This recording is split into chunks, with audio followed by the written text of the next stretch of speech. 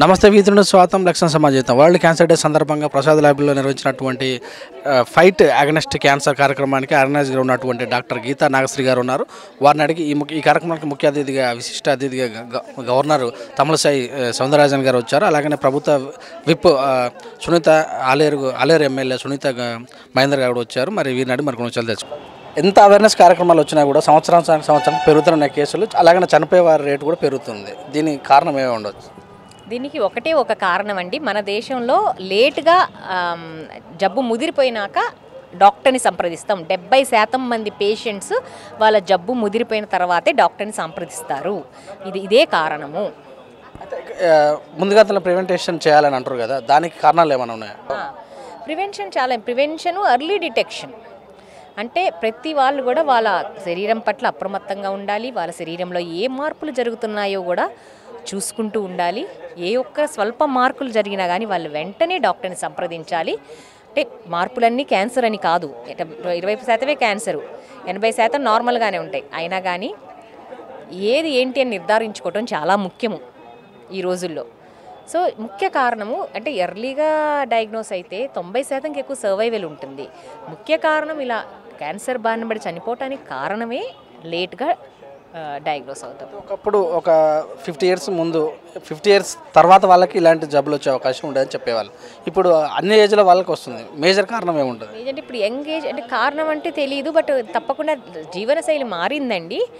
అన్నీ మారిపోయినాయి. మనం తినే ఆహారము, పీల్చే గాలి, తాగే నీరు అన్నీ కలుషితం అవ్వటము, మామూలుగా వ్యాయామం లేకపోవటం, ఊబకాయం ఎక్కువ అవ్వటము, ఇవన్నీ అంటే లైఫ్ స్టైలే చేంజ్ అయిపోయింది. గత 2-3 దశాబ్దాలకి పోలిస్తే ఇప్పుడు మన సాంప్రదాయ ఆహార పద్ధతులు, సాంప్రదాయానికి దూరంగా వెళ్తాం, పాశ్చాత్యీకరణ, ఇవన్నీ కారణాలు.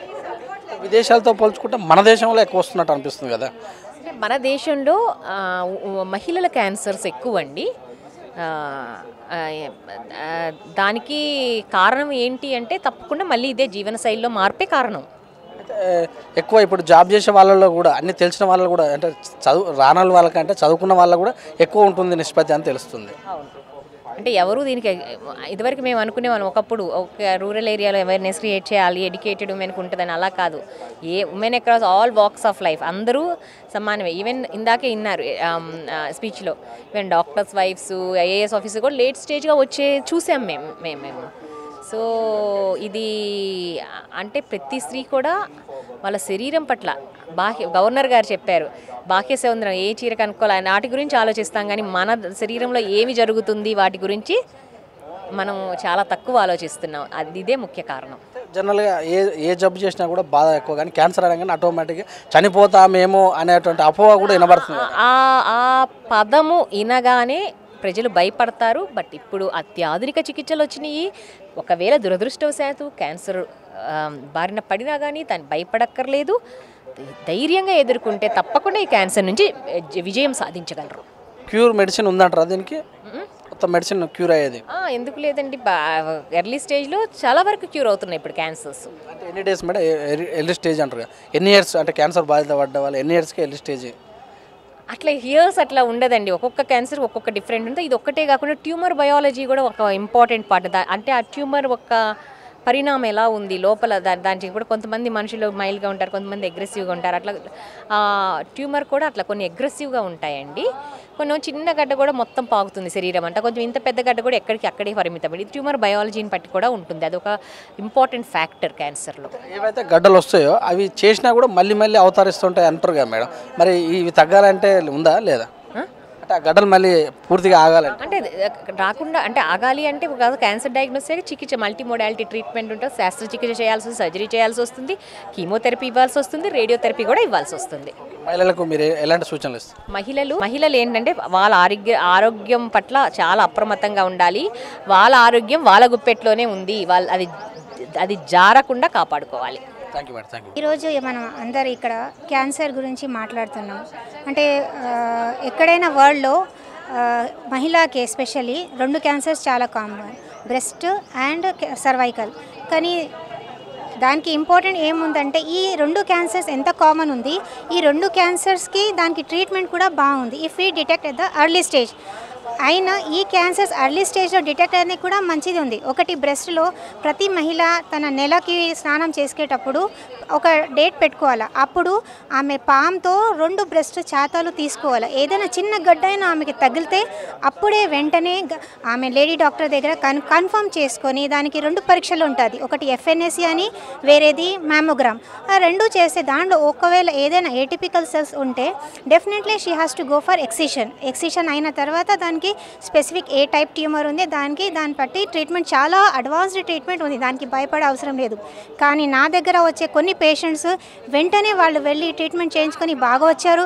కొందరు ఈ మేడం తప్పు చెప్పదు, ఈ ట్రీట్మెంట్ కాదు, క్యాన్సర్ అంటే నేను ఆయుర్వేద్కి వెళ్తాను, హోమియోకి వెళ్తాను అని వాళ్ళు ఒక 6 months 1 year వరకు అట్లా తీసుకుని ఆ చిన్న లెస్ దెన్ 1 centimeter ఉండే గడ్డ పెద్దగా అయిపోయి తనకు సెకండ్ స్టేజ్ థర్డ్ స్టేజ్లో ట్రీట్మెంట్కి వెళ్తే దానికి అంత మంచి ప్రోగ్నోసిస్ ఉండదు.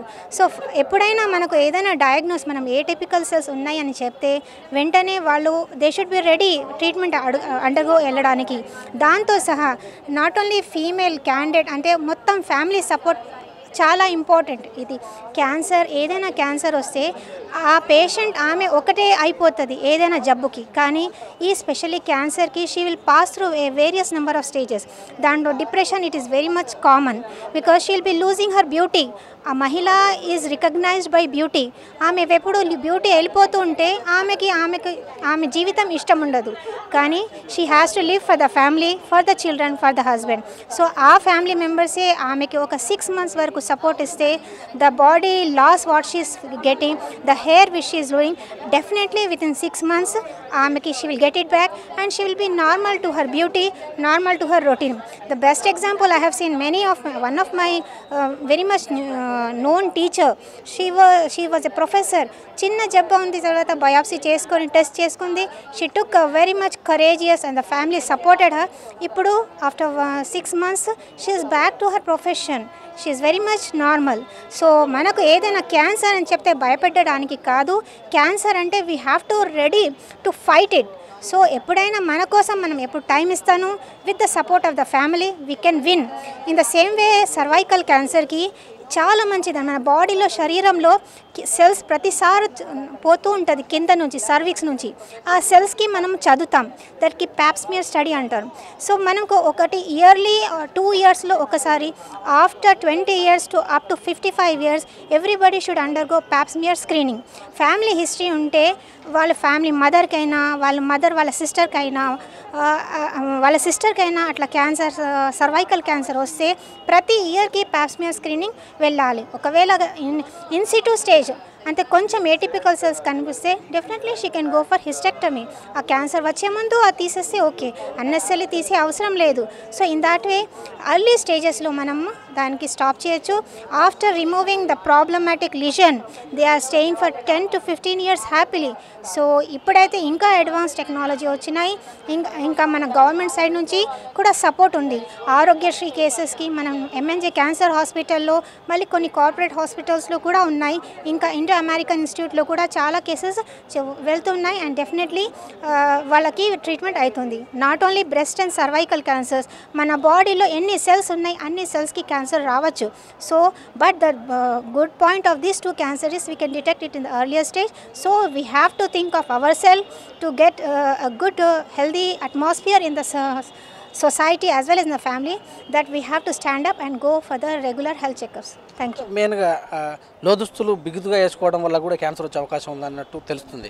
ఇది నిజమేనా? ఇందులో ఎంత వాస్తవం? Mostly it is a genetic, 10% genetic. Other thing what I feel is the lifestyle changes. అంటే ఇంతకుముందు మెనార్కి అటెండ్ అయ్యేది 13 yearsలో 14 yearsలో, కానీ ఇప్పుడు 9 yearsకి మెనార్కి అటెండ్ అవుతుంది. అండ్ మెనోపాస్ వచ్చేది 40 yearsలో, ఇప్పుడు 55 yearsకు. సో మెనార్కి అండ్ మెనోపాస్లో ladies is undergoing more number of cycles. Progesterone, estrogen hormones ఎక్కువ ప్లే అవుతుంది. ఇంకా లేట్ మ్యారేజెస్, లేట్ ప్రెగ్నెన్సీస్. అంటే ప్రొజెస్ట్రాన్ హార్మోన్ తక్కువ శరీరంకి పనిచేస్తుంది అండ్ ఎక్కువ estrogen, over estrogen effect. And one thing we are not breastfeeding. పిల్లలకి మన సోషల్ స్టైల్, మన వర్క్, మన స్ట్రెస్ వల్ల పాలు రావట్లేదు, లేకపోతే పాలు ఇచ్చట్లేదు. దానివల్ల కూడా progesterone is not coming into play in our body. So to whenever the balance of estrogen and progesterone is there, mostly I feel these cancers will go down. Apart from that, the food which we are taking all are hormonal hormones inject చేసి పంటలు 4 monthsలో వచ్చే 1 monthలోనే వచ్చేస్తున్నాయి. Early అన్ని తొందర చేస్తే cancers కూడా ఎక్కువ వస్తున్నాయి. వాట్ ఐ ఫీల్ శుభ్రత లేకపోవడం వల్ల కూడా వచ్చే అవకాశం ఉందంటారు కదా. శుభ్రత అంటే mostly it is related to cervical cancers. Low socio ఎకనామిక్లో అంటే ఎక్కువ అది cervical infection, HPV infection, commonest need cleanliness, multiple sex partners. So there the place untidiness, unhygieness is causing the risk factor for cervical cancer. మర్మ అవయాలు అంటే ఇక్కడ సుగంధ ద్రవ్యాలు పెట్టడం వల్ల కూడా క్యాన్సర్ వస్తుంది అంటారు కదా. పర్ఫ్యూమ్స్తో డియోడ్రెంట్స్తో ఎక్కువ టచ్లో ఉంటే ఆ chemicals some times they can cause reaction and suddenly a cell can change into a cancerous cells. So definitely whatever external things are they are definitely dangerous. Always go with the natural. Thank you very much. ఇదని మరి చెప్పినటువంటి విషయాలు, క్యాన్సర్కి కారణాలు అయినటువంటి విషయాలు, cancer వల్ల తగ్గించుకునే విషయాలు కూడా మనకు చక్కగా చెప్పారు. చూస్తున్న విధంగా కేవలం రాస్తాం మీ సురేష్ దండం.